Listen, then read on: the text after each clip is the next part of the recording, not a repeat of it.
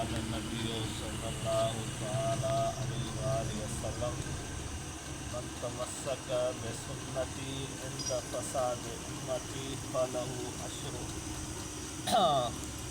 مئة شهيد أو كما قال النبي صلى الله تعالى عليه وآله وسلم. حضرت صلی اللہ تعالیٰ علیہ وآلہ وسلم نے سنت کی اہمیت پہ ارشاد فرمایا کہ من تمسک بسنتی، جو شخص میری ایک سنت پر عمل کرے گا، عند فساد امتی، جس وقت میں میری امت میں دین کے بارے میں فتنہ اور فساد پھیل جائے گا، فلہ اجر مئت شہید، تو اللہ تبارک و تعالیٰ ایک سنت پہ عمل کرنے کی بدولت اور برکت سے اس سنت پہ عمل کرنے والے کو 100 شہیدوں کے برابر ثواب اور اجر عطا. سبحان اللہ. شہید کتنی بڑی قربانی دیتا ہے، اللہ کے نام پہ اپنی جان کا نذرانہ پیش کرتا ہے، اپنی گردن کٹوا کے جام شہادت نوش کر لیتا ہے، تو ایسے 100 شہیدوں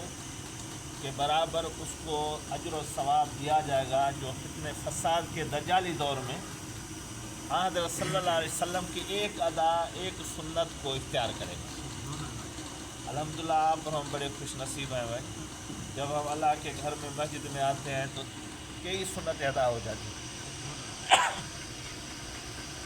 ہم پڑھتے ہیں بسم اللہ الرحمن الرحیم، یہ بھی سنت، والصلاۃ والسلام علی رسول الکریم، یہ بھی سنت. اور مسجد میں دایاں پاؤں داخل کرتے وقت کہتے ہیں اللہم افتح لی ابواب رحمت، یہ بھی سنت. مسجد میں آ کے 2 رکعت تحیۃ الوضو اور تحیۃ المسجد کے نام سے پڑھنا، یہ بھی سنت. اس کے بعد جو دعا مانگو، اللہ کا وعدہ ہے کہ میں رب ہو کے اس کی دعا ضرور قبول کروں. اور پھر نماز جماعت سے پڑھنا، یہ بھی سنت. پھر نماز تراویح یہ پڑھنا، یہ بھی سنت. 20 رکعتیں پڑھنا، یہ بھی سنت. اور باجماعت پڑھنا، یہ بھی سنت. اور پھر تراویح میں ختم قرآن پڑھنا اور سننا، یہ بھی سنت. تو مجھے ایک واقعہ یاد آ گیا کہ حضرت امام ابو داؤد رحمۃ اللہ علیہ، جس نے ابو داؤد شریف حدیث کی کتاب لکھی، اور وہ سیاہ ستہ میں سے ایک کتاب ہے، تو اس مصنف کو اللہ تعالیٰ نے سنت کے ساتھ اتنا پیار اور محبت دیا تھا کہ وہ ایک دریا کے کنارے سے جا رہے تھے، تو دریا میں ایک کشتی جا رہی تھی، تو کشتی والوں میں سے کسی ایک کو چھینک آئی، تو اس نے وہ آواز سنی، تو اس امام ابو داؤد رحمۃ اللہ علیہ نے کشتی 3 درہم پر کرا لی، کرائے پر، اور پھر اس کشتی والے کے پیچھے اس ناخدا کو کہا کہ جلدی پہنچاؤ. جب اس کے قریب پہنچا تو اس کشتی کے جس شخص کو چھینک آئی تھی اور اس نے کہا تھا الحمدللہ، تو اس نے اس کے قریب جا کر کے کہا یرحمک اللہ، یعنی آپ پر اللہ تعالیٰ رحمت نازل فرمائے اور آپ کو اللہ تعالیٰ گری کے رحمت بنائے. تو ایک سنت کے احیاء کے لیے اس نے کرائے پہ کشتی کی اور اس کو 3 درہم دیے، اور دریا میں اس آدمی کے قریب جا کر کے جس کو چھینک آئی تھی اور اس نے اس کے جواب میں کہا تھا الحمدللہ، اس نے جا کے اس کو کہا یرحمک اللہ. تو غیب سے ندا آئی، آواز آئی کہ آپ نے 3 درہم کے بدلے میں 3 درہم خرچ کر کے ایک سنت کے ادائیگی کے لیے آپ دریا میں کشتی کرا کے، اور جس کو چھینک آئی تھی اس نے الحمدللہ کے الفاظ کہے تھے، آپ نے اس کو جا کے یرحمک اللہ کہا، ایک سنت ادا کی، آپ سے اللہ راضی ہو گیا اور آپ کو اللہ اس کے بدلے میں جنت میں آپ کے لیے مکان بنائے. سبحان اللہ. ایک سنت کے ادائیگی کے لیے اس نے 3 درہم خرچ کر کے اور وہ سنت جا کر کے ادا کی، اور چھینک دینے والوں کو جا کے جواب میں کہا یرحمک اللہ.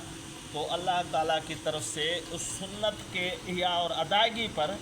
اس کو یہ بشارت ملی کہ آپ کو اللہ نے بخش دیا، اور اس عمل کی بدولت 3 درہم آپ نے خرچ کیے ایک سنت کے ادائیگی کے لیے، تو اس ادائیگی سنت کے بدولت اللہ نے آپ کو جنت عطا فرمائی۔ بھائی اللہ والے سنتوں پہ مر مٹتے ہیں۔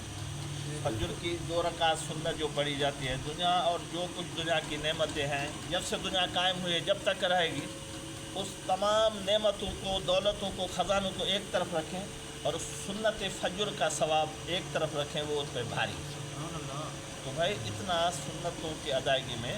اجر و ثواب اور اللہ کا قرب، اللہ کے رسول کا قرب رضا حاصل ہو۔ ہمارے سلسلے کے بزرگ ہیں امام بہاؤالدین نقشبندی، تو انہوں نے محبوب علیہ السلام کے اداؤں میں اتنی سبقت کر لی کہ آپ صلی اللہ علیہ وسلم نے طبعاً جو کی روٹی تناول فرمانے لگے، فرمایا کرتے تھے، کہ اس نے اس سنت کو بھی زندہ کرنا شروع کیا تو بیمار ہو گئے، اور کہتے ہیں کہ مرض بڑھتا ہی گیا جو دوا کی، تو آخر اللہ تعالیٰ کی طرف سے رجوع کیا تو اس کو اللہ کی طرف سے الہام ہوا، اے میرے پیارے، مجھے اپنے محبوب کی ادائیں پسند تو ضرور ہیں، اور میرے محبوب کے اداؤں کو اپنانے والا بھی مجھے پیارا ہے، لیکن مجھے اپنے محبوب کے اداؤں میں محبوب کے ساتھ برابری جو ہے گوارا نہیں۔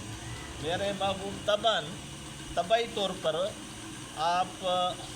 نان جمی استعمال کرتے ہیں، تو آپ نے بھی نان جمی استعمال کرنا شروع کر دیا۔ عبادات والی سنت جو ہے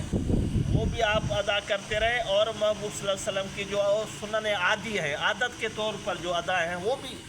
آپ نے اختیار کی، تو میرے محبوب کے ساتھ برابری ہونے کے قریب پہنچ گئے ہو۔ اس لیے مجھے محبوب کی ادائیں تو ضرور پسند ہیں، اور اداؤں کو اپنانے والا بھی مجھے پسند ہے، محبوب ہے، لیکن محبوب کے اداؤں میں محبوب کے ساتھ برابری مجھے گوارا نہیں۔ تو میرے محبوب نان جمی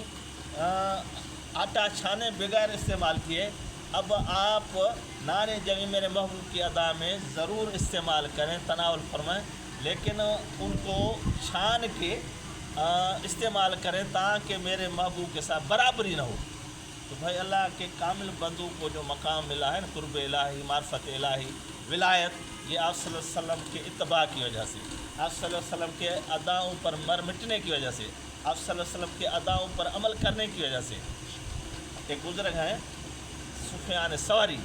وہ مسجد میں داخل ہوئے تو مصنوع طریقہ داخل ہونے کا یہ ہے کہ دایاں پاؤں مسجد میں داخل کر کے، اور وہ داخل ہو تو تھوڑا لاشعوری میں غیر ارادی طور پر بایاں پاؤں انہوں نے مسجد میں داخل کیا، تو آواز ہے یا سور، سور کہا جاتا ہے بیل کو، اے بیل، تو پھر وہ سجدہ ریز ہو گئے اور آپ رو کر کے اللہ سے معافی مانگی۔ یہ مسجد میں آداب مسجد اور سنت طریقے کے خلاف دائیں پاؤں کے بجائے بایاں پاؤں رکھا تو اللہ نے اس کو عتاب کیا۔ جتنا مقام اعلیٰ ہوتا ہے اتنا اس کو کوتاہیوں پر بھی اتنا عتاب اللہ کی طرف سے تنبیہ کر دی جاتی۔ تو اس بزرگ نے پوری زندگی اپنے نام کے ساتھ لگوا دیا، سفیان ثوری۔ وہ سفیان جس کو ایک سنت کے ترک کی وجہ سے اللہ نے بیل کا جانور ہونے کا لقب دیا، اور اللہ کی طرف سے اس کو یا سور کے خطاب سے یاد کیا گیا، تو وہ پوری زندگی اپنے نام کے ساتھ اس نے لگا دیا کہ ابو سفیان ثوری۔ اس لیے آپ ابو کی سنت اپنائیں، یہ اداؤں کو اختیار کریں، محبت کے ساتھ، عشق کے ساتھ، آپ کی رضا کو حاصل کرنے کے ارادے سے، اللہ کو راضی کرنے کے نیت سے، انشاءاللہ تعالی ہماری دنیا بھی ہماری ہے تو آخرت بھی ہماری، اللہ رسول کی رضا بھی حاصل ہو جائے گی۔ وما علینا الا البلاغ المبین۔ ایک مرتبہ علم شریف، 3 مرتبہ قل ولا شریف، اولا کے درود شریف پڑھ کے